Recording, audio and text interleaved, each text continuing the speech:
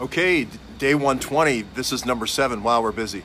So a while back, I talked about a book by Tom Wolfe called Back to Blood, and I said it was one of his best books. And they apparently only sold like it cost like for the amount of printing they did and the advance that they gave him, it was like $100,000 a book that they sunk into it. I can't remember which publisher.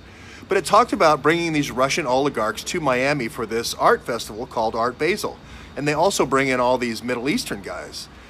Well, what they talk about all the debauchery and bringing in this Magdalena and all these beautiful Cuban women and all these beautiful women from South America and Haiti and so forth, and all having the, you know, copulation involved.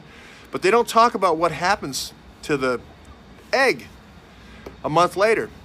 So there's two ways to think about this. If you think about it from a parental planning point of view, there's lots of advances in medicine. If you actually kept those children that those people had, you'd have a little Hamilton or a little Magnitsky or a little Cruz, and you never might ever have to tap into that.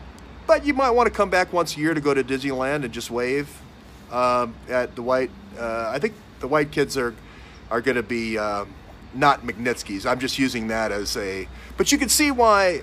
You could see why Akhmetshin and you could see why Veselnitskaya were here saying, take down that Magnitsky Act. We want a Magnitsky. We want to make more Magnitskys. And these oligarchs can't come in and make any more Magnitskys until you tear down that Magnitsky wall. So, I mean, it all kind of comes together in Art Basel. And I was trying to figure out a way to do it way back then. But Art Basel, I'm finally giving Tom his props for the book. It's all there. Vanity Fair, read the Vanity Fair review.